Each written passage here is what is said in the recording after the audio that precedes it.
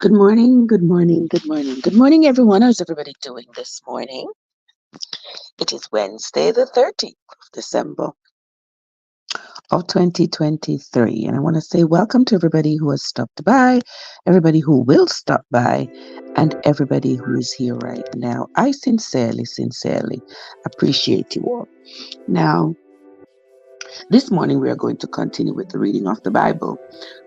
Yesterday, we started the reading of the book of Lamentations. Now, the book of Lamentations comes right after the book of Jeremiah. And in the book of Lamentations, Jeremiah is the author of the book of Lamentations. And in that book, he is crying. He is talking to God as though he is repenting. He is sorry for something that he has done. But in his book, the book of Jeremiah, he has not explicitly said he had done anything wrong.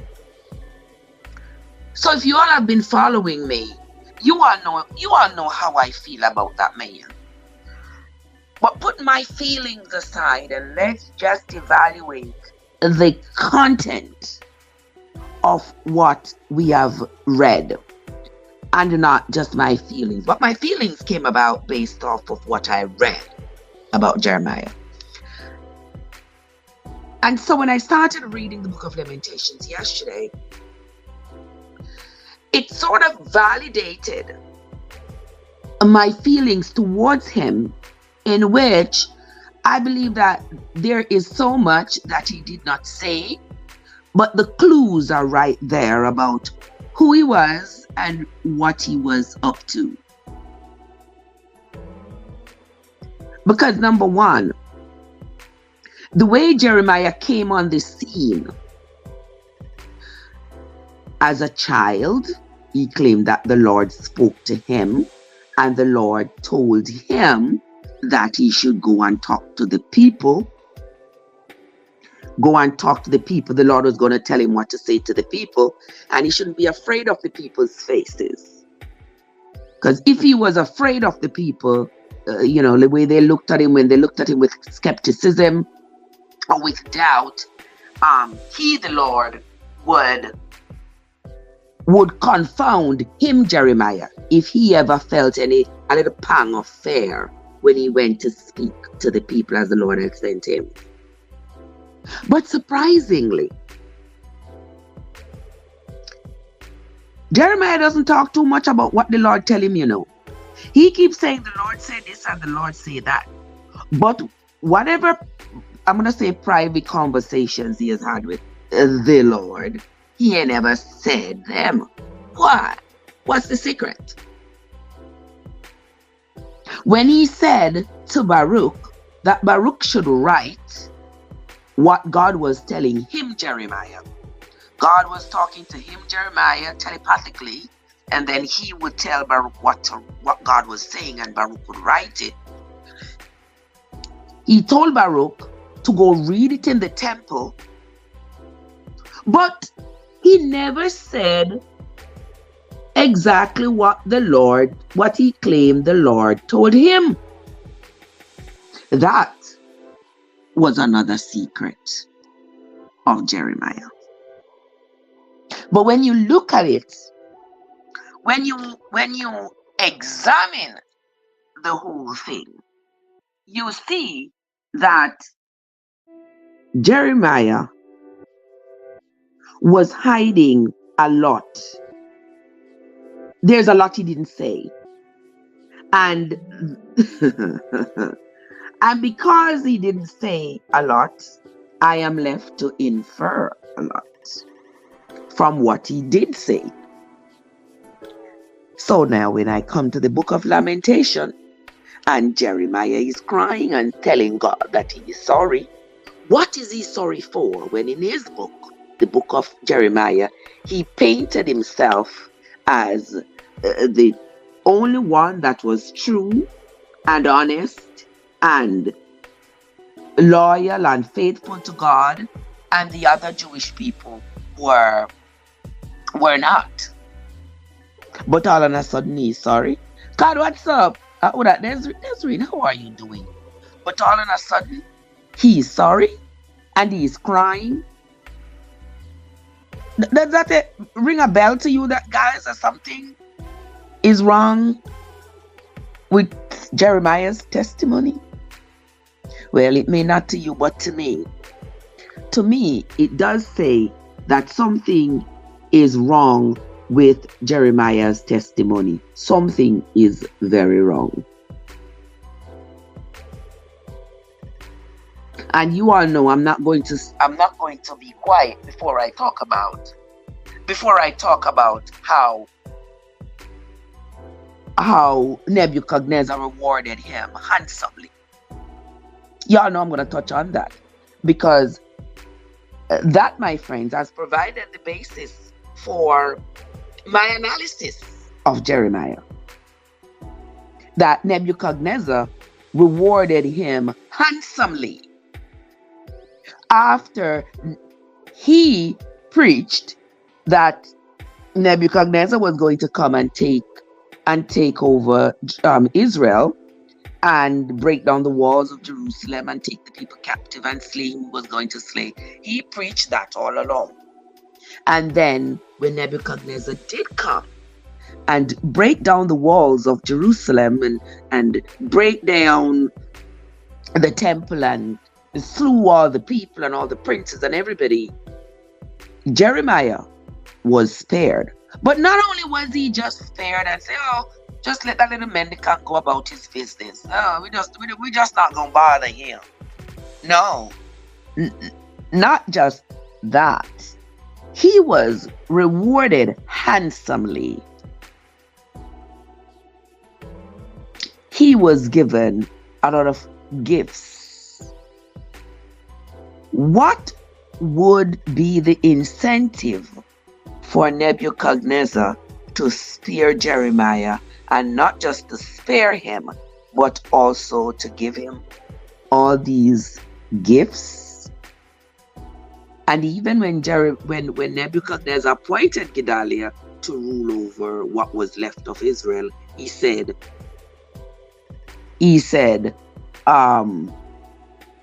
Gedaliah should give Jeremiah whatever land or whatever it was that Jeremiah wanted. What was the incentive for Nebuchadnezzar? And Mike, what's up? What are you doing?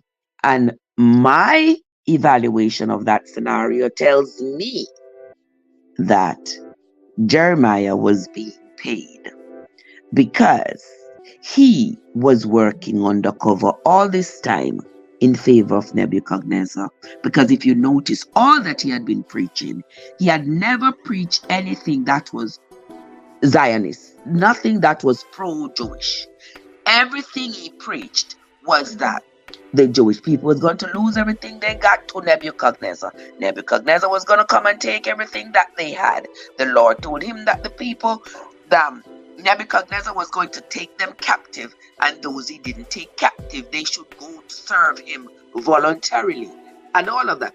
All of these things that he was preaching to the Jewish people was none of it was beneficial to the Jewish people. It was all beneficial to Nebuchadnezzar. Now, let me tell you something, guys. I've been reading the Bible from Genesis to now we are at Lamentation. And I'm going to tell you all this, what I have found. So far,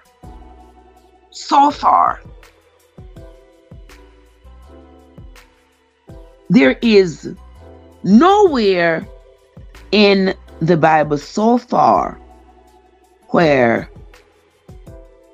this God of the Jewish people has been depicted as loving and kind and forgiving. I mean, I'm not talking off my head now. I'm talking from the Bible. The way they have depicted this God as it's more barbaric than not. Every single thing in there is that he will kill you, he will destroy you, he will slay you, he will slaughter you. That is all I get. Is as though it just appears to me with so much cruelty. That's what I have read. And I'm want me make up. It is what I have read in there. In every single circumstance, the people are not encouraged to do the right thing because it is good for them and for society, but rather discouraged from doing the wrong thing out of fear of being slain. And I find that to be so conflicting and contradictory. I believe that you should be a good person. You should be encouraged to be kind to one another, not out of fear that if you are not, you're going to be slain, but so that you can see the good in it, the benefit of it for yourself and for mankind. But if I am supposed to follow this Bible, uno no ramp with me, uno no cross me, no double cross me, because I straight up slain. You get what I'm saying? There is nothing in it where their God is saying to them, okay, you all have sinned, you all have offended me, but this is how we're going to fix it. This is what we're going to do to bring none of that. All of it is straight up slaying. Blood are gonna run on the street. Me are gonna kill you by sword. Me are gonna shot you up on a fifth rib with sword and why all this violence? What makes a pure violence? Exactly. And if this is how they depict their Lord, if this is how they depict their Lord with all this violence, me not do violence. I don't like violence.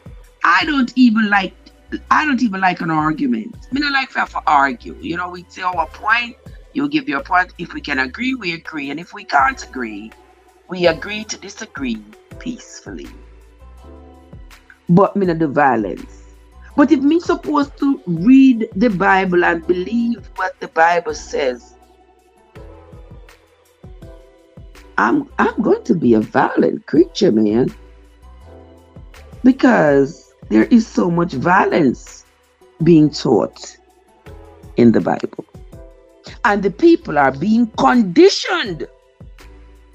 The people are being conditioned to accept this violence as the norm. Why? Why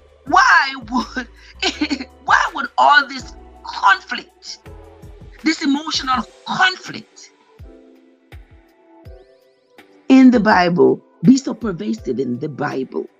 And the Bible is the book that is supposed to mold us into loving creatures, peaceful creatures, caring creatures. It is what is supposed to mold us. But I have read from Genesis, now I'm at the book of Lamentations, and I am lamenting. It's not only Jeremiah that is lamenting, trust me. I am lamenting as well, because I can't believe that the same book that is supposed to be my guide has presented me with so much violence that I don't know how I'm supposed to turn my back on violence and accept peace when peace is not being presented to me in this book that is supposed to be my guide. Peace is not being presented to me, straight up violence. So tell me, when we talk about this, people disagree, but you know, say I don't mind standing alone, and when people disagree, disagree with what I say, either that we can have a good conversation about it, or you go and disagree. You go and doing your disagreeing, and one day you will help yourself with it, and me go and doing what me doing. Simple as that. As simple as that. But I'm not afraid.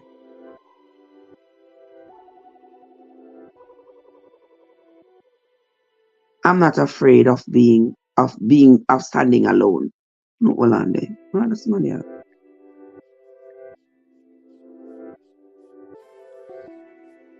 Oh, okay. You understand?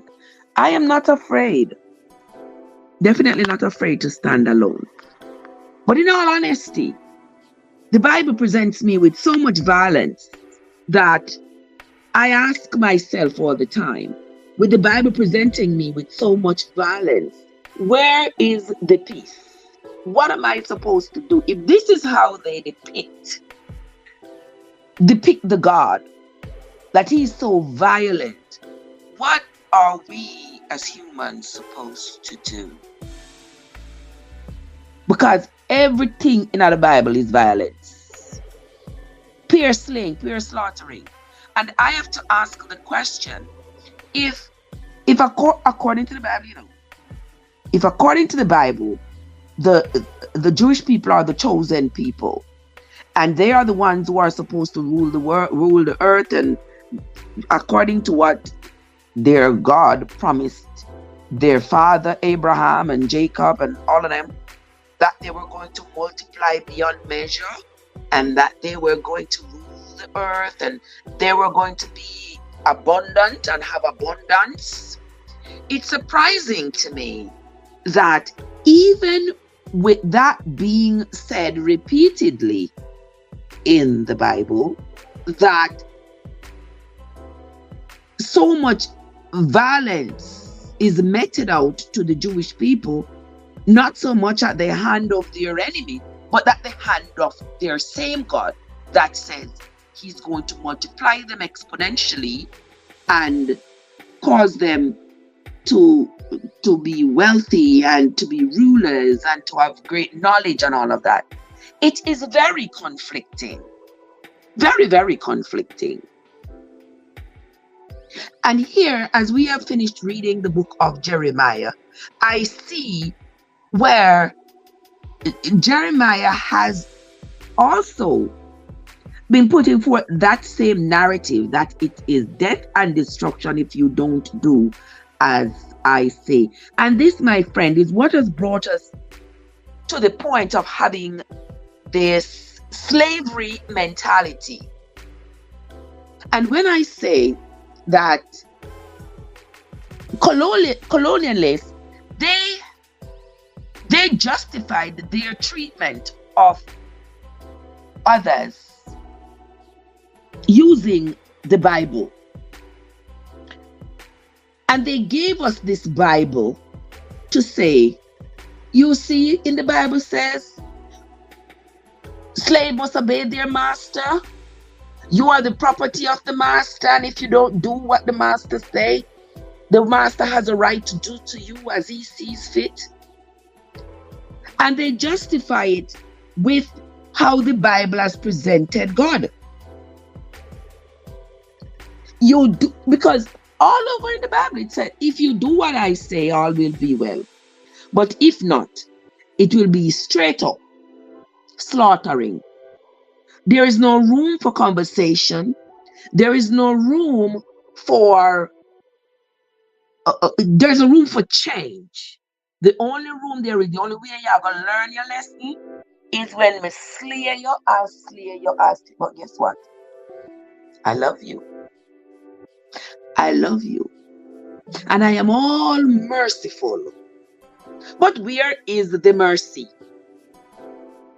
I love you and I am all merciful to you. But at the same time, you disobey me, me slay you. Is it me alone? Or am I just thinking too far? Because it cannot be that So many people in the world, more than 99% of the people on this earth, may claim to believe in the Bible. And is it me alone that's thinking that something not right here, so in a ninja man voice? Is it, guys? I don't know. But see, Jeremiah forward in the chat. Jeremiah forward in the chat. Welcome, Jeremiah. Hey Nadine, what's up? Roberto, there's so. What's up? Well, Rich, bless up your nice clean self. How you doing, my love? Good to see you. Good to see you. Good to see you. Yes, guys, and as I was saying, it appears to me that the children of Israel were not able to keep up with all the expectations of them. The people them just say, you know something, may as well we just go and do whatever we want to do, yeah, man. Because look, we are doing as our foreparents have taught us to do. We're trying, we think we are doing. But anytime we go wrong, we know say it's straight death. There is no room for forgiveness. There is no room for conversation. A straight death. But here what? When we go worship Baalim, whoever, Baal, we don't have all of them pressure here on us. Yeah? We do what we are doing, and we not have to worry, say if we not do something, a straight up death for us. Remember the people them tell Jeremiah, when Jeremiah tell the people them about say, the people them ask him to go ask God if them can go down to Egypt, because Egypt had peace and Nebuchadnezzar come up to Jerusalem and he had slain everybody and all, and there was so much war. The people say, please Jeremiah, since you are talking to God, you go ask God if it's okay for us to go to Jerusalem, go down to Egypt where there is peace. What Jeremiah come back and tell the people, say God say, it no matter where they go, he might come, he might go slay them with the sword, famine and pestilence.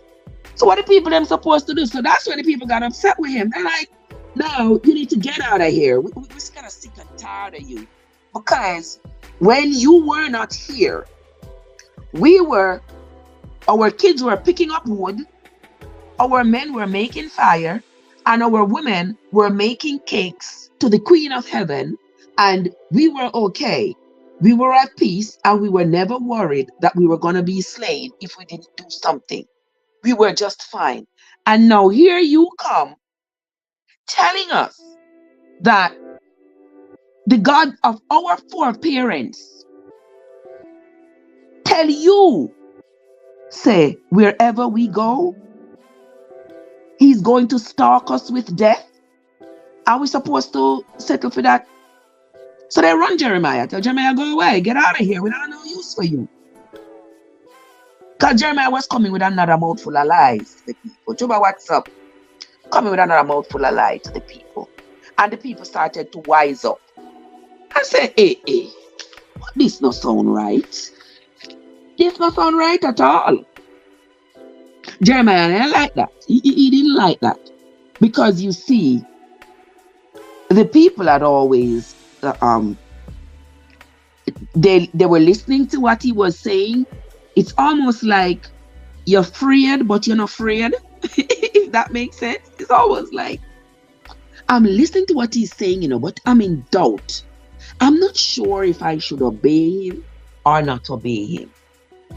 And the star that Jeremiah put in his own crown was that he said, when Nebuchadnezzar came up and destroyed Israel, Jeremiah said, didn't I tell you all? I told you all it was going to happen. So the people now started thinking, oh wow, Jeremiah must be a great prophet, because he was able to prophesy that Nebuchadnezzar was coming to destroy Jerusalem.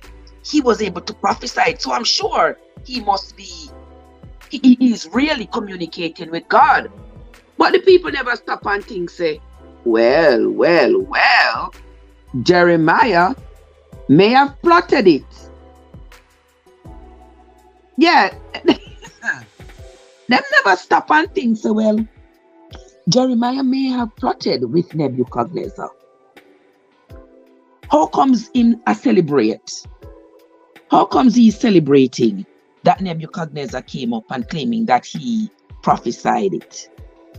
Jeremiah didn't prophesy a thing. Jappy, bless up your nice clean self. Good morning. Kendra and Real Talk, bless up yourself. Jeremiah did not prophesy anything. What Jeremiah did was worked undercover with Nebuchadnezzar. He worked undercover with Nebuchadnezzar for the destruction of Israel. And then he celebrated and swear that, well, because see, nobody never count Jeremiah, no. Jeremiah was this mendicant coming around the place, and you understand? Furthermore, he was a Benjaminite. Benjaminites were not the elites of the children of Israel. So Jeremiah, so when Jeremiah come and say he's a prophet, he had to come with something deeper and something different for anybody to take him seriously. So when he came, that's why he came out so strongly to convince the people that he had to be the real deal. Jermaine, what's up? Yeah, so that's why he came out so strongly to show the people that, you know, I am the real deal. When he grabbed Baruch and tell Baruch, oh, wait, I'm going to tell you what the Lord has told me, and you need to write it down. That was him trying to say, you know, he's able to communicate with God, you know, on a one-on-one basis. He's able to communicate with God, and so that sort of moved him up amongst the Jewish people, because you know how much they love their prophets, and they thought highly. Hey, Daryl, they thought highly of their prophets, and they thought that only their prophets could communicate with God and tell them what God had said. I don't know how comes all these people had that one pervasive thought that only their prophets could talk to God for them, and nobody never stopped and evaluate why all the prophets were saying different things. Does that mean that their God was just changing his mind willy-nilly, in and out, up and down, round and about? Because if it was their one God who never changed, and he was talking to all these people who claim to have been prophets, then everybody would have been saying the same thing. But they have used it well on us. Oh yes, the colonial masters have used these scriptures very well on all of us. Yeah, you do it. If you do not do what I say, these are the consequences. You're going to get some lashings, you're going to get some whippings, and you might even die. And you cannot blame, because that is how they wrote their Bible that they present to us, for us to believe that pure licks, holy licks, holy death, and destruction if you don't do as I say. And a lot of things, I believe, have arisen from that in our culture. One of the things that have arisen from this mentality is corporal punishment. The way we beat our children. Now listen to me now. The way we punish our children, where we take a big belt and beat them into submission. That came out of colonialism, where we were conditioned into believing that unless you get some brute lick,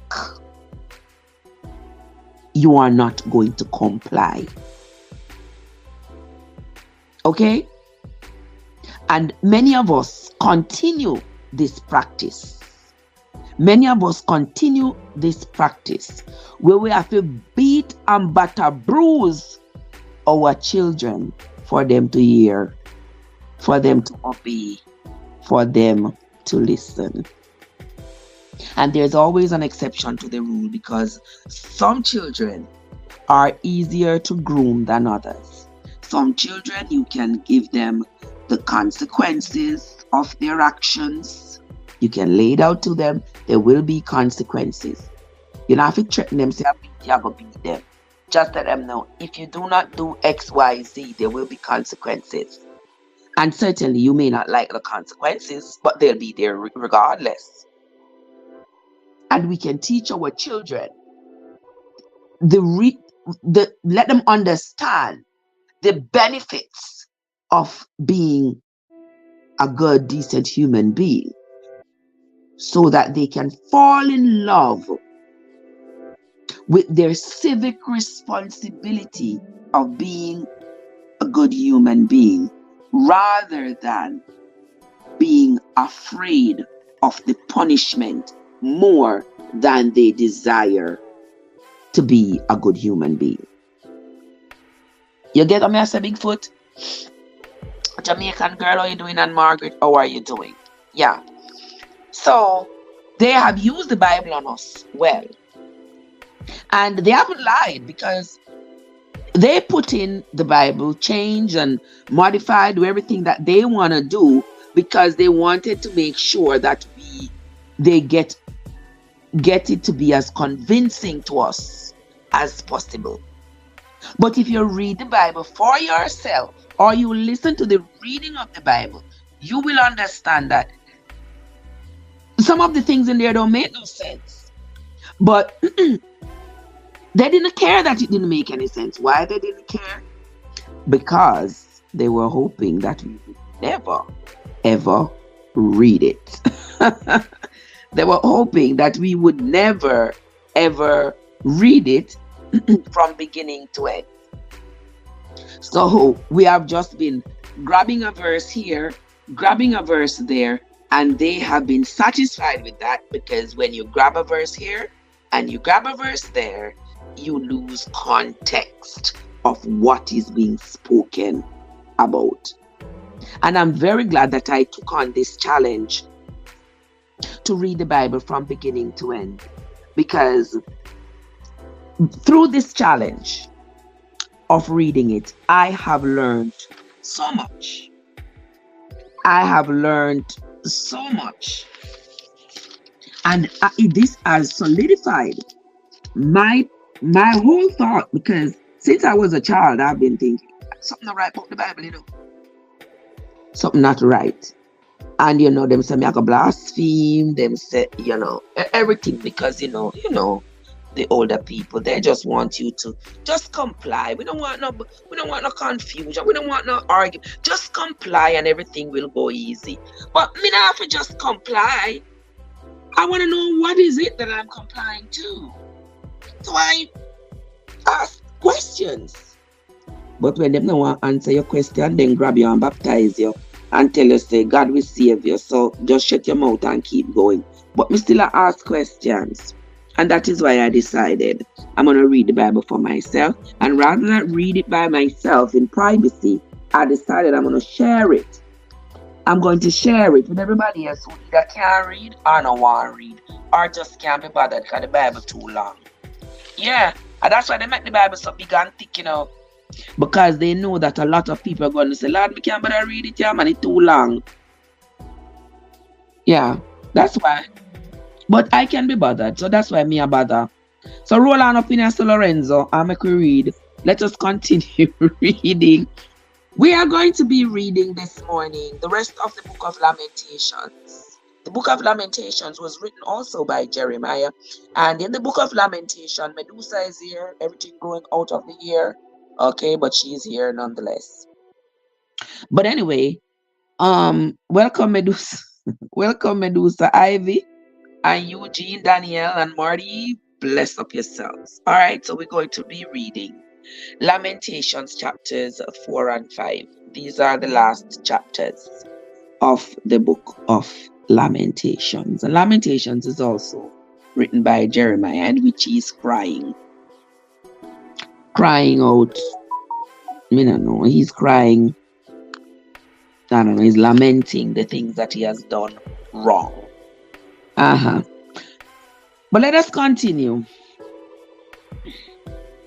Jeremiah, Lamentations chapter 4. Get your book Bible or your Google Bible, guys, and read along with me. And don't forget, guys. I forgot to give you my little preface. I do not endorse any particular religion or denomination. I don't do religion. I don't do denomination. Okay? All I'm doing is reading this Bible because the Bible has been used to divide and conquer us for so long. So I'm trying to read it from beginning to end to see if I can, to make sure that I know what is in it for me and I'm sharing it with you. All right. Lamentation chapter 4 says, how is the gold become dim? How is the most fine gold changed? The stones of the sanctuary are poured out in the top of every street. The precious sons of Zion, comparable to fine gold, how are they esteemed? As earthen pitchers, the work of the hands of the potter. Even the sea monsters draw out the beasts, draw out the breast. They give suck to their young ones. The daughter of my people is become cruel, like the ostriches in the wilderness. The tongue of the sucking child cleaveth to the roof of his mouth for thirst. The young children ask bread, and no man breaketh it unto them.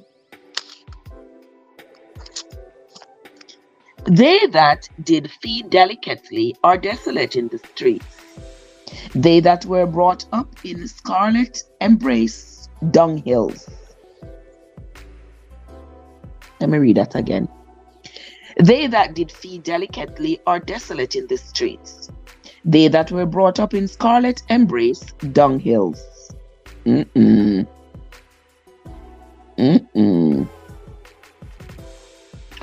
For the punishment of the iniquity of the daughter of my people is greater than the punishment of the sin of Sodom, that was overthrown as in a moment, and no hands stayed on her.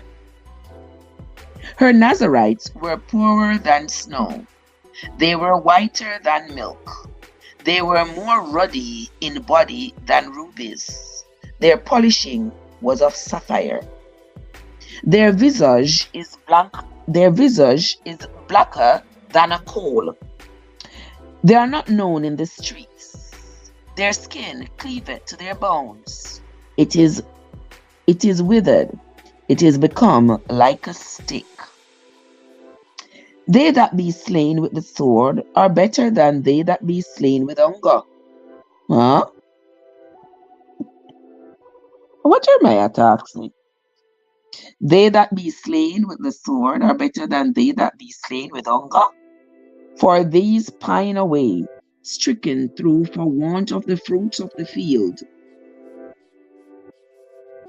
Hey Dee, hey Marty. The hands of the pitiful women have sodden their own children. They were their meat in the destruction of the daughter of my people. The Lord hath accomplished his fury. He hath poured out his fierce anger, and hath kindled a fire in Zion, and it hath devoured the foundations thereof. So here Jeremiah that the justification of the destruction of Israel. It is the Lord. It is the Lord who has poured out his anger on them. That's why Nebuchadnezzar come brought down the place and steal everything and slay the people. So Jeremiah say is the Jewish God who do that out of his anger. So the question I ask repeatedly is, how comes this is the same God that intends for the Jewish people to thrive and to grow and to be wealthy and to take over the world and to have everything in abundance, yet the same God is the same God that caused their destruction? So what is it that their God wants? Does he want the enemy to destroy them, or does he want them to grow? Because you cannot be the same. You cannot get both. You cannot get both. You cannot want total flourishing of me and want my destruction of at the same time. It's one or the other. Because the two are not going to reign at once. And that is why the Jewish people ended up with destruction. Because that was what was in the works. Okay? There was more being done for their destruction than there was being done for their building. And thanks to their prophets, like Jeremiah. Jeremiah didn't preach protection and building, even though I believe in chapter 1 or chapter 2, where he said,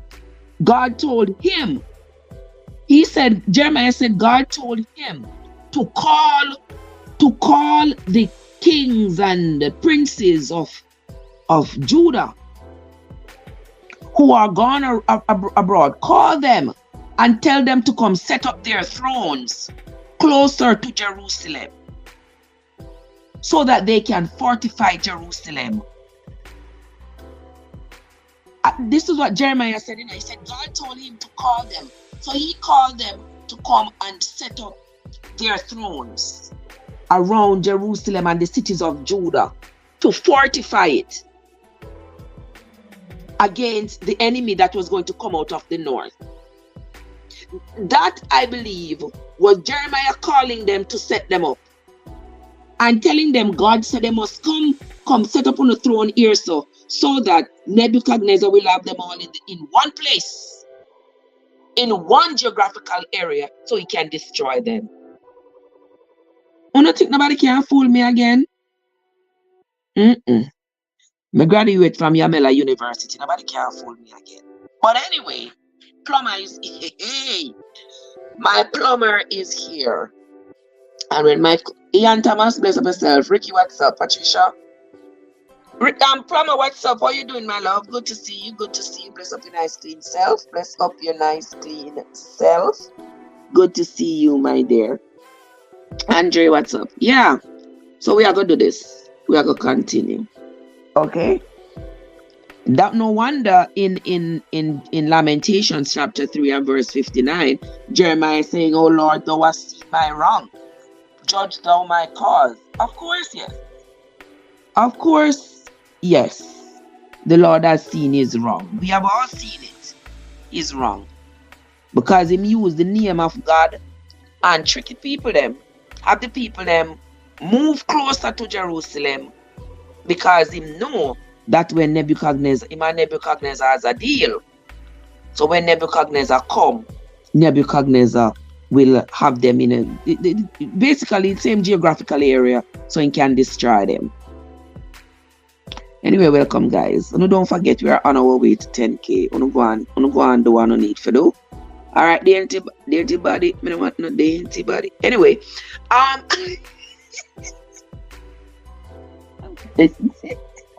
welcome, dainty body.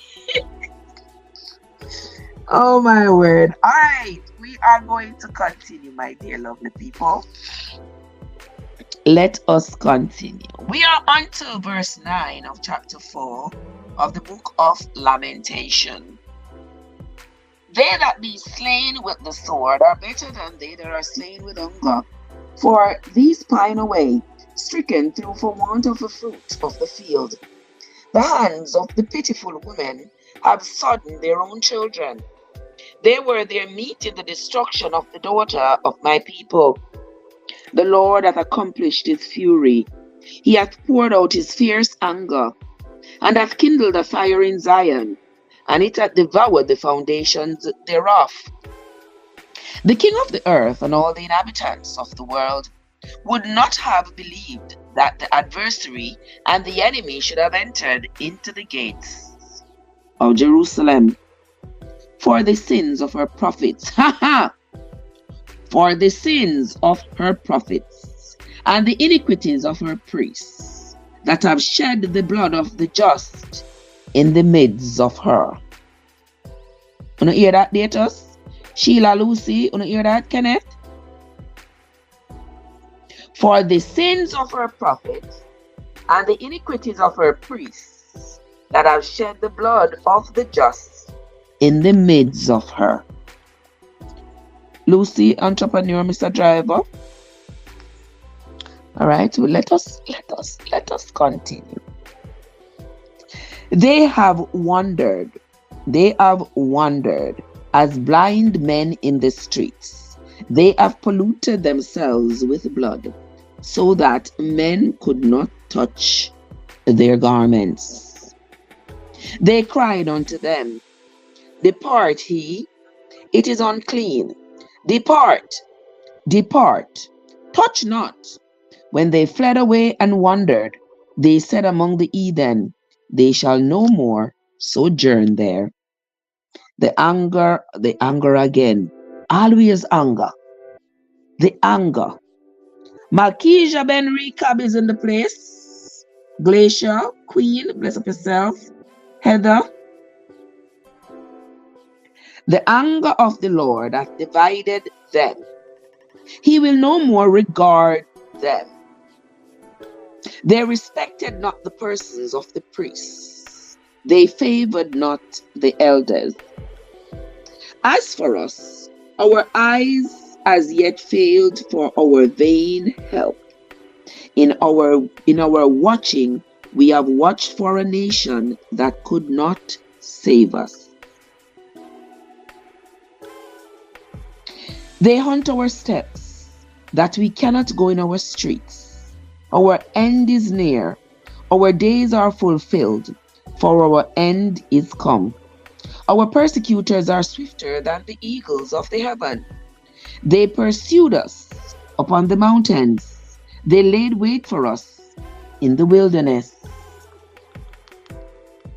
The breath of our nostrils, the anointed of the Lord, was taken in their pits, of whom we said, Under his shadow we shall live among the heaven, among the heathen. Rejoice and be glad, O daughter of Edom, that dwelleth in the land of Uz. The cup also shall pass through unto thee. Thou shalt be drunken, and shalt make thyself naked. The punishment of thine iniquity is accomplished, O daughter of Zion. He will no more carry thee away into captivity. He will visit thine iniquity, O daughter of Edom. He will discover thy sins. That's the end of Lamentation chapter 4. We're going to move on to Lamentation chapter 5. Michael, how are you doing? Okay, so follow along with me in your book Bible or your Google Bible. Daisy, how are you doing? Welcome. Thank you for the love. Thank you for the likes, my friends. I appreciate it. Lamentation chapter 5 says, Remember, O Lord, what is come upon us. Consider and behold our reproach. Kendral, what's up? Our inheritance is turned to strangers, our houses to aliens. We are orphans and fatherless. Our mothers are as widows. We have drunken our water for money. Our wood is sold unto us. Our necks are under persecution. We labor and have no rest. We have given the hand to the Egyptians. We have given the hand to the Egyptians and to the Assyrians to be satisfied with bread. Our fathers have sinned and are not, and we have borne their iniquities. So you see, this is the conviction for the children of Israel. Your forefathers sinned. Your forefathers sinned. Hey, Donnie, what's up? Amoy, welcome. Our forefathers sinned. So we are going to just lay down and take the punishment, because this is the punishment we are getting from the sins that our foreparents committed. This is what the people had been convinced to believe. And so, as the Syrians and the Egyptians and the Babylonians and everybody come up and destroy them and take what they had, they sit there like sitting ducks and believe that, oh, it is justified because we are paying for the sins of our foreparents. Huh? So these people are just like how we are these days. We are conditioned. Just sit down and take it. It must be what the Lord wants for you. It must be what the Lord ordained for you. Just sit down and take it. No, people, we have been brainwashed. We have been conditioned. While everybody else out there winning, we are being taught that poverty is supposed to be worn like a badge of honor. You understand? It is better to be poor. It is easier for a camel to go through a needle line than for a rich man to go to heaven.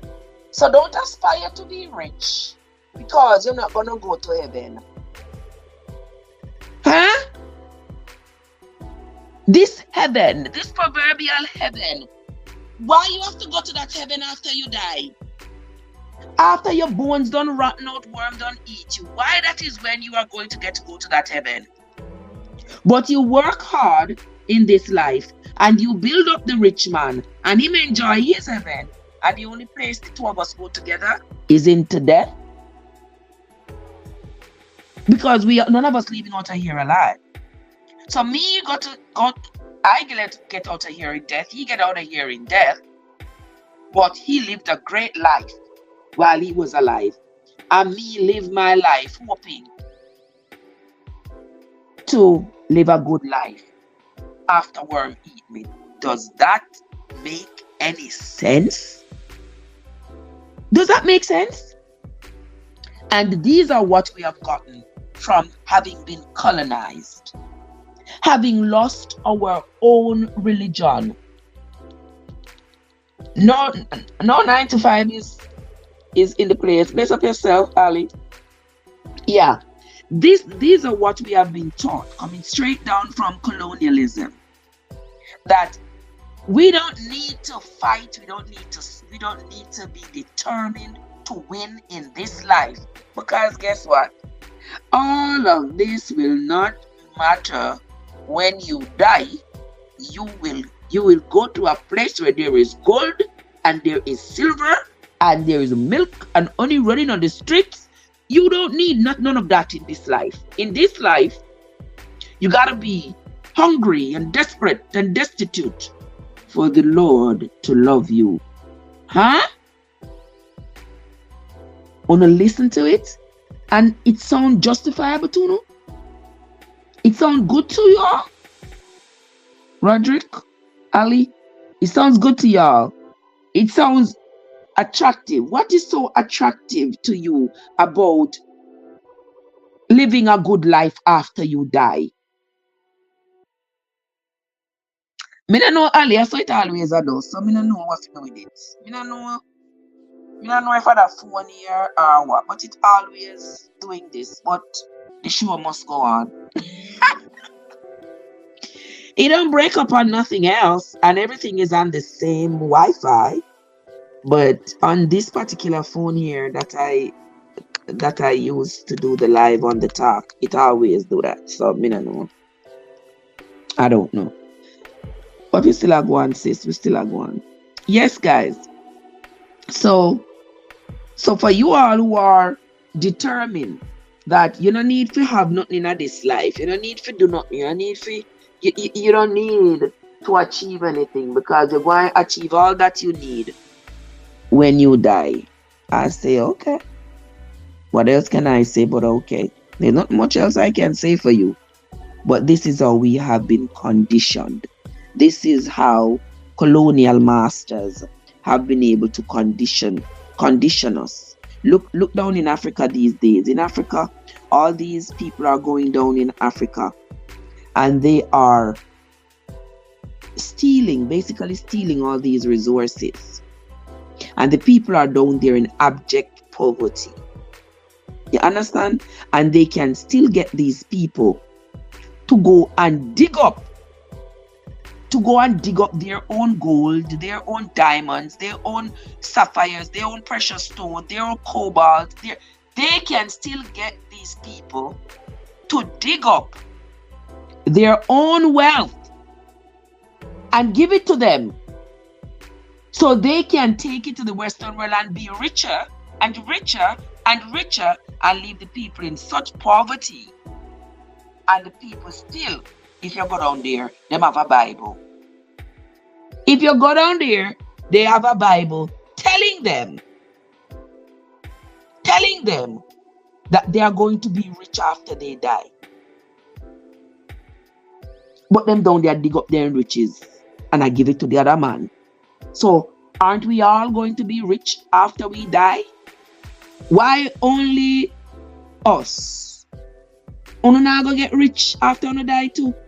So why uno need riches now? So if uno need riches now, me need it too. While them push the Bible in after we left hand, them take all our riches out our right hand. And we hang on to this Bible. We hang on to it for dear life. And I know say it is the cause of all of our destruction. I said what I said. Alright. Let us move right along to Lamentation chapter 5.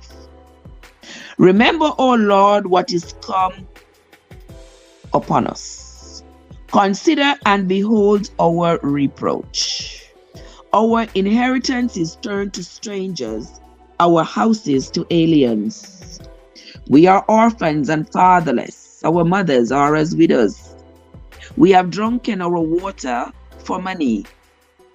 Our wood is sold unto us. Our necks are under persecution. We labor and have no rest. We have given the hand to the Egyptians and to the Assyrians to be satisfied with bread. Our fathers have sinned and are not, and we have borne their iniquities. Servants have ruled over us. Servants have ruled over us. There is none that does deliver us out of their hand.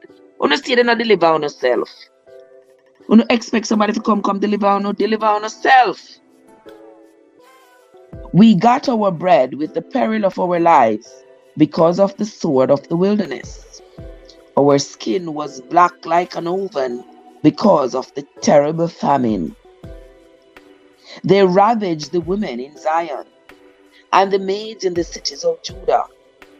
Princes are hanged up by their hand, and the faces of elders were not honored.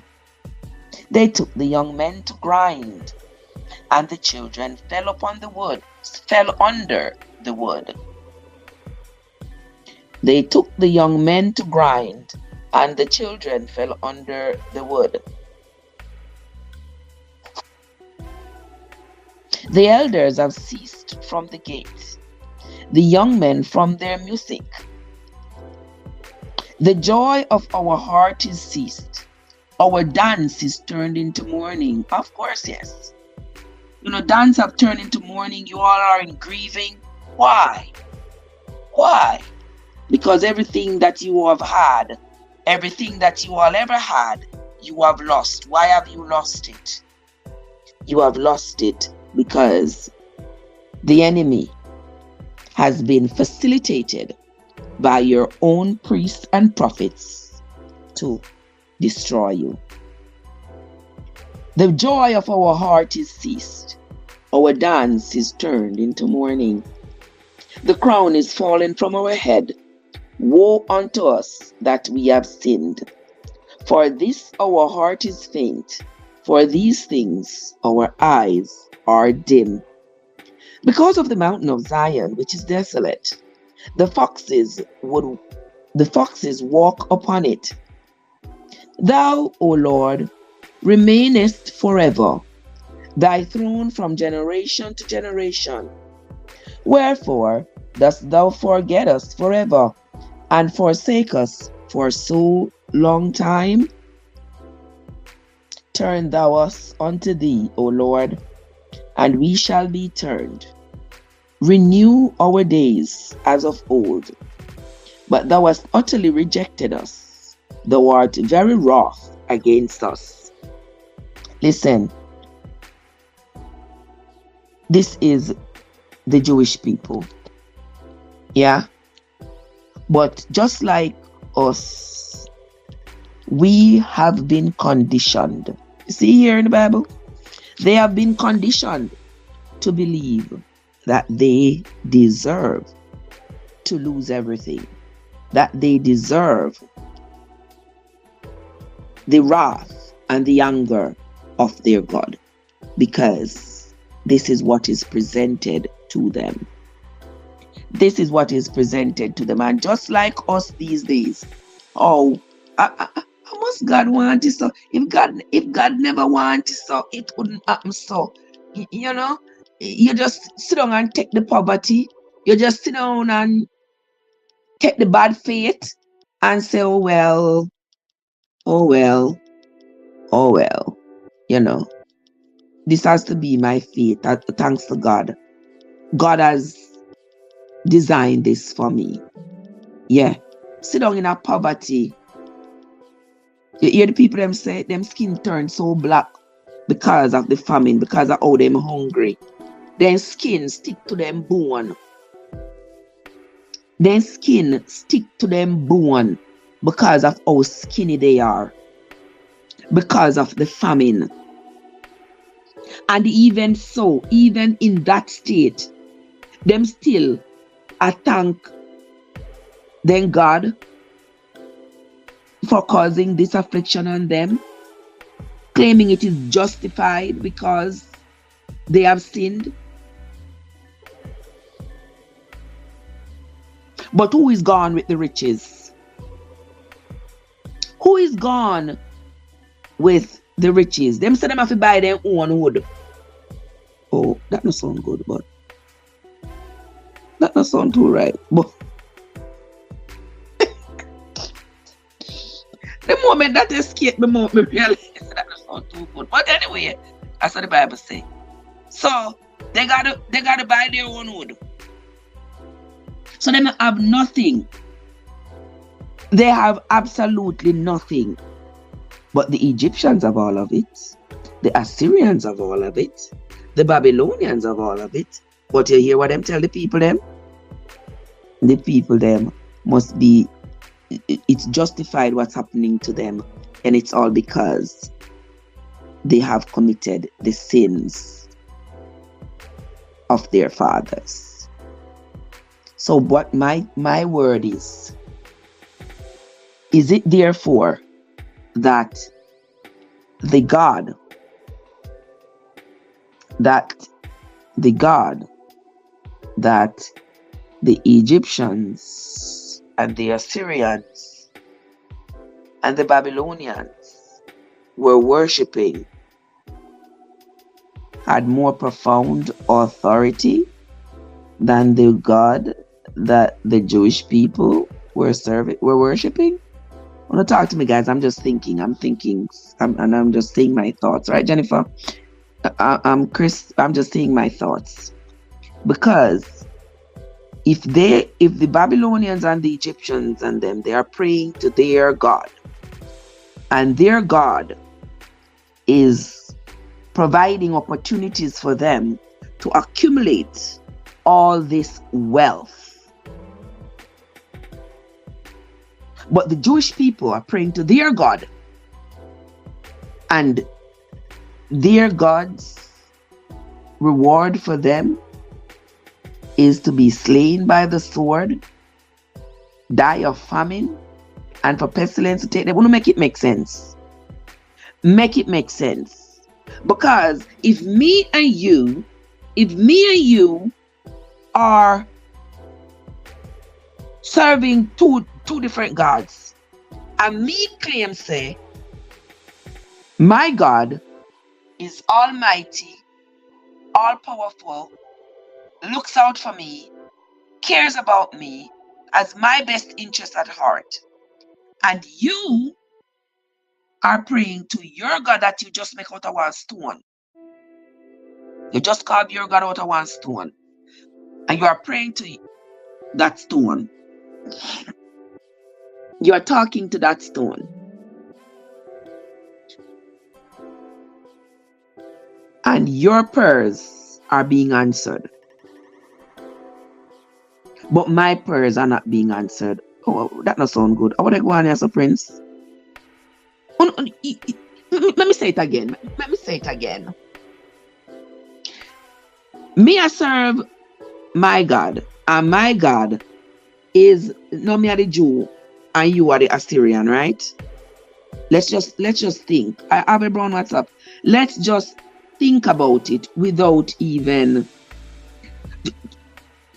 take out what you have learned already. Try to not pay any attention to what you have learned already. Let's just reason reasonably. Let's just reason. So, me I serve my God, and you I serve your God. My God is the God that make heaven, earth, the seas, the birds, everything. Him control everything. He has my best interest at heart. He wants me to not suffer. He wants me to flourish. He wants my wealth to grow exponentially. You are serving your God that you just make out of wood and stone. And you believe that this God that you make out of stone wants you to have the same benefits that my God wants me to have. He wants you to flourish. He wants you to be wealthy. He wants you to grow. He wants you to have all these nice things. But you are able to come in and take everything from me, slay me, and take everything that I have based on the strength and the power that your God gave you. So, what happened to my God? I mean, also no fun ever talk about, say, oh, God is patient, God is this, God is that. Say as you will, but I'm reasoning here. I'm reasoning. Okay? So, now you can understand why the little remnant of the children of Israel that were left were so upset. With Jeremiah. That's why they said they don't want to hear nothing about him and his preaching no more. They don't want to hear it. Make them go pray to them God where they make out of stone or out of wood or out of gold, because they think that they got more benefits out of that than they get out of praying to their Jewish God. And remember, God had something for them according to Jeremiah. Because if you remember I think it was in Jeremiah chapter 1. Let me look. Hold on the people, because I don't want to say anything that is not so. But remember, let me look. Hold on there, because I don't remember, but it crossed my mind just now, and I don't have it written down right in front of me.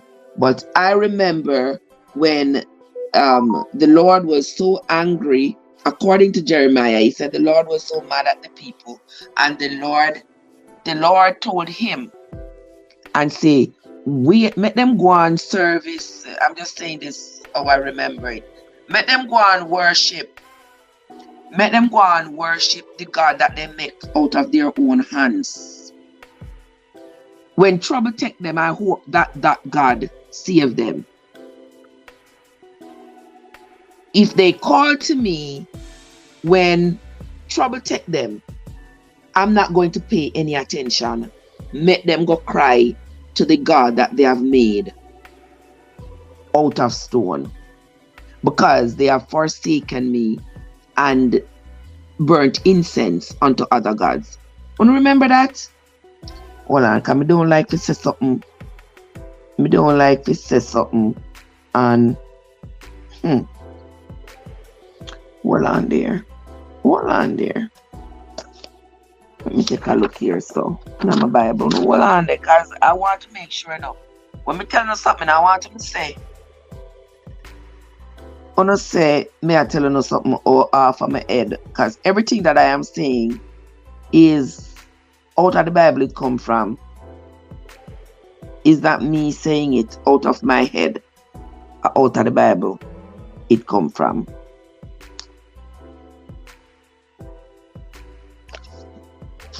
Let me tell you now. A second there, people. Because I'm not a preacher, I know I'm not sit down and study the Bible. I remember where everything there. You know.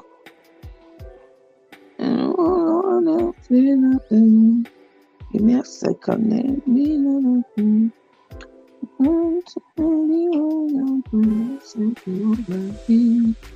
You see.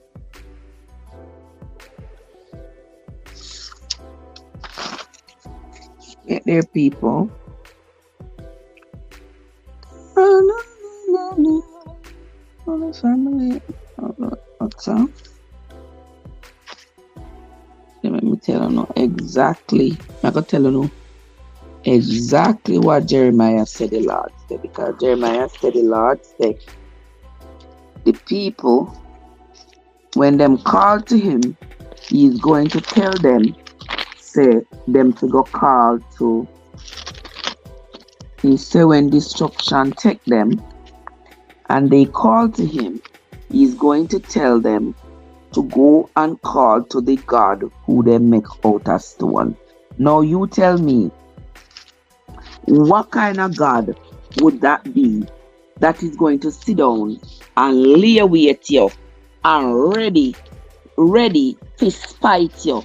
To say, all right, do what I'm say. Do what I'm say. So wait, watch me and him. Watch me and him. I go and wait to tell when trouble take him. When trouble take him and he come and I call me. And I call to me. I am going to wait until then. And that is when me I go run him and tell him, say, him to go talk to the God who he worship with his own hand.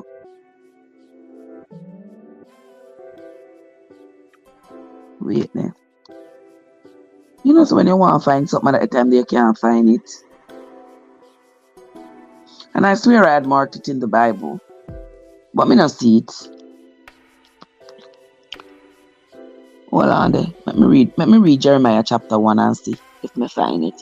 The words of Jeremiah the son of Hilkiah, of the priests that were in Ananoth in the land of Benjamin, to whom the word of the Lord came in the days of Josiah the son of Ammon, king of Judah, in the 13th year of his reign.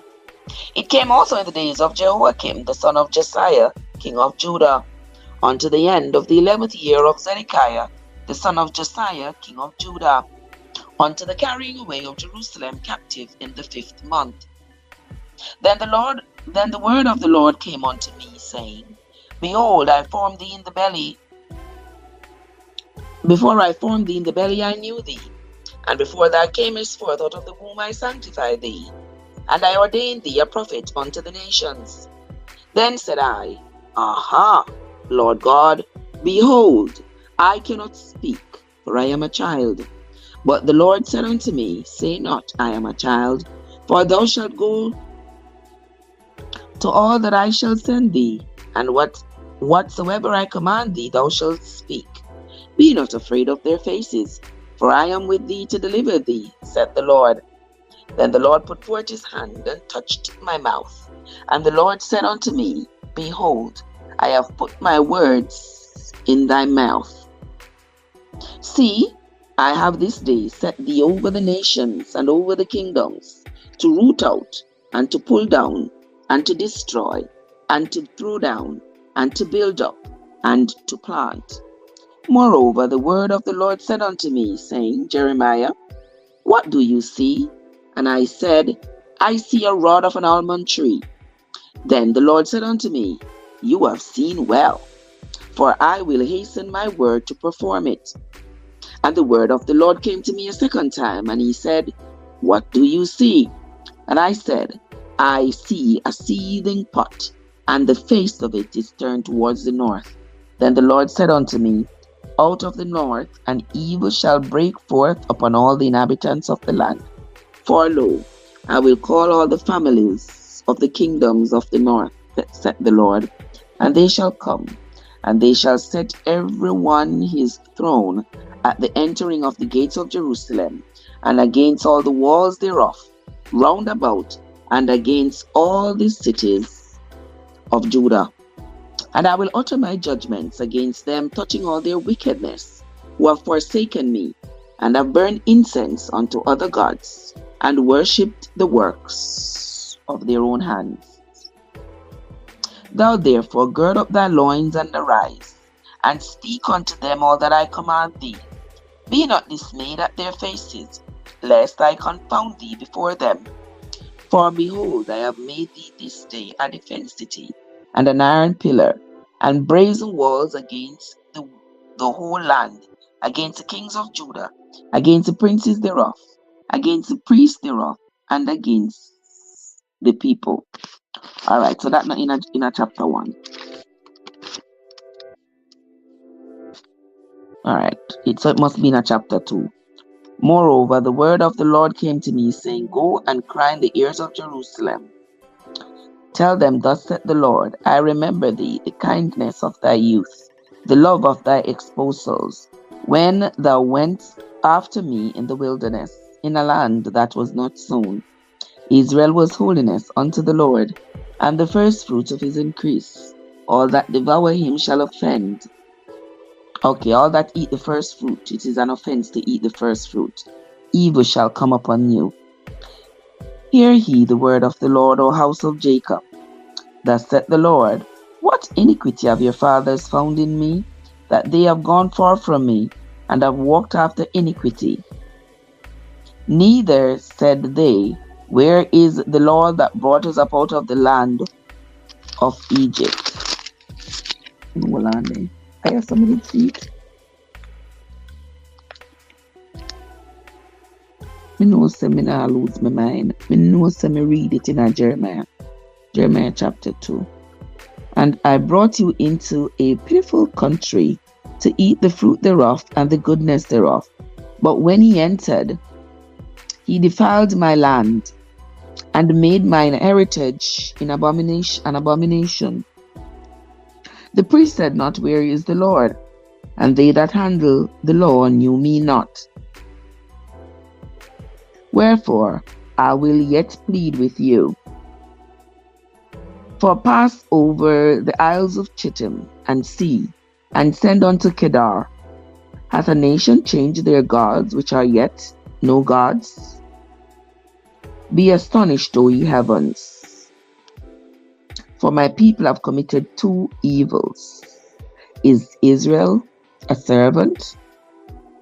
The young lions roared upon him, also the children of Noph and Tapanis. Awe Kade.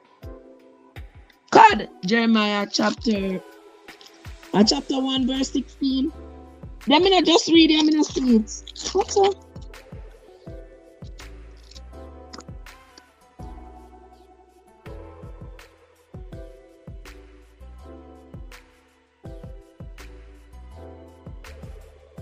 And that's the one that made I look for God. I was looking for the one where he says, when destruction take them and they call to him, he is going to tell them to go call to the God. He's going to tell them to go call to the God that they made with their own hands. That's the one I was looking for. He said when destruction take the people and they call to him,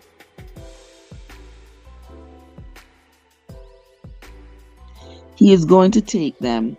He's going to tell the people, don't call to him, but go and call to the God where they make with their own hands. And I thought, good God.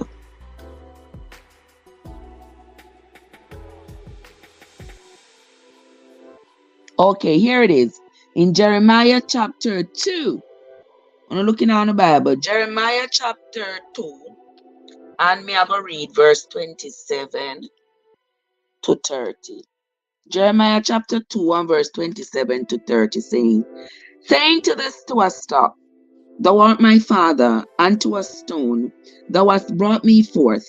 For they have turned their back unto me, and not their face. But in the time of their trouble, they will say, arise and save us. But where are their gods that thou hast? Where are thy gods that thou hast made thee? Let them arise, if they can save thee in the time of thy trouble. For according to the number of thy cities are thy gods, O Judah. You hear that? So, what kind of God this would I say? The people them in trouble, and you are sit down and lay away at them. You are sit down and lay away at them. For them come to you, and when them fall in a trouble and come to you and say, them need you to save them. And you sit down and lay away at them because you're going to say, where your God there that you make for yourself? Where is your God? Make your God save you from your trouble. So may I tell you, so the Bible not depict God. The Bible not depict God as all loving and caring and no. Because that now to lay away at somebody and to sit down and wait upon them because you know some are going to fall in that trouble and you can't help them. But you're going to sit down and wait upon them. It sounds to me so petty. And it sounds so unkind. And it not sound like somebody who have the best interest at heart. I'm just say it just how I feel it. Just like that. But I don't mean say it at the Bible. And the Bible say it. And Jeremiah said God said so. I don't know me feel about Jeremiah, but I him say God say it. So he must sit down and lay away at the Jewish people them. For when them fall in a trouble and them call out to him not go help them. Because they make gods out of stone and out of wood and all them things. But anyway, that is it. That is it. That's where we're going to end the reading of the book of Lamentations for today. Lamentations chapter 5 verse 20 onwards. Wherefore dost thou forget us forever and forsake us so long? Turn thou us unto thee, O Lord, and we shall be turned. Renew our days as of old. But thou hast utterly rejected us. Thou art very wroth against us. So I guess they are satisfied that whatever happens to them, they deserve it because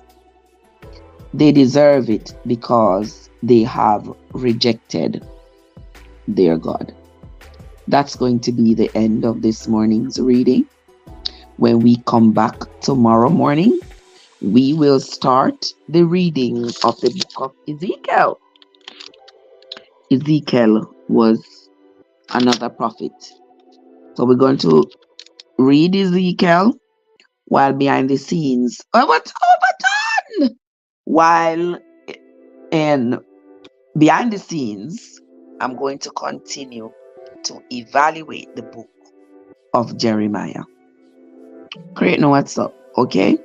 Once again, I want to say thanks to everybody who has joined me either on the tube or on the top as I continue this journey of reading the Bible from beginning to end and critically analyzing it for myself. I'm sharing that experience with you all. So this is not an attack on y'all's Bible. I'm noticing I go around and now get people account block and all them something there because they don't claim the people are attack on the Bible. You don't need to go sit down and read it to yourself. Stop waste time, because one thing I have found is that Christian people live up to their Bible Yeah? Yeah, wanna live up to the Bible. Wanna throw around a lot of weight, throw around a lot of hate. Yeah. And anytime somebody not agree with you, the first thing wanna have no compassion and no love. Same like what is expressed in our Bible. Wanna have no compassion, wanna have no love. Yeah. Wanna have no sense of reason, not sitting on a reason, no. Wanna ready to throw around on weight and whatever you can do for silence and destroy the people them like to do it. And that is the same thing that is depicted in our Bible.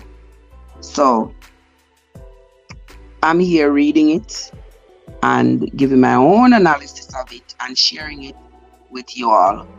If you will, you might listen, you might learn something. I mean, no say 99.9% of you have not read the Bible from beginning to end.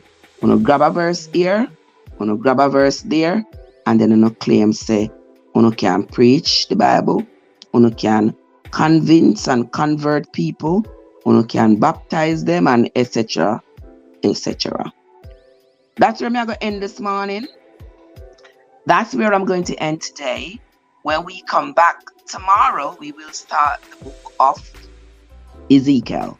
So if you will, join me again tomorrow morning sometime. Tomorrow morning's time not set. Just know that in the morning I will be here. Yeah, come off for the work in the morning. I'll try my best to read for at least an hour. Yeah, so join me again tomorrow morning when I will continue my quest to read the Bible from the beginning to the end. All right? I am going to say thanks to all of you who came in, those of you who joined me today, and those of you who have been faithfully with me since we started. Watch Grant. Grant, you know, say you did a wait fun. I've been waiting on you all morning, you know. Yeah, so welcome. Thank you so much for coming. I know you was probably there all along listening, but you just choose to show up yourself. How are you doing, my brother? Happy Wednesday to you, my love. Right, guys? And so that's where we're going to end for today. Once again, thanks to everybody, Paulette and Robert and Yo-Yo and Shells and everybody else who came into the live. I sincerely appreciate you all. Now go ahead and have yourselves the best Wednesday ever. Until next time, my friends, this is Trev from Trevessence, where your journey matters. Have a great day, guys. See you all later. By the way, God, I'm gonna have to talk to you off the air. Off the air, because wait a minute, let me cut off the live. Hold on, the people, let me cut off the live. Oh, let me cut off this one too.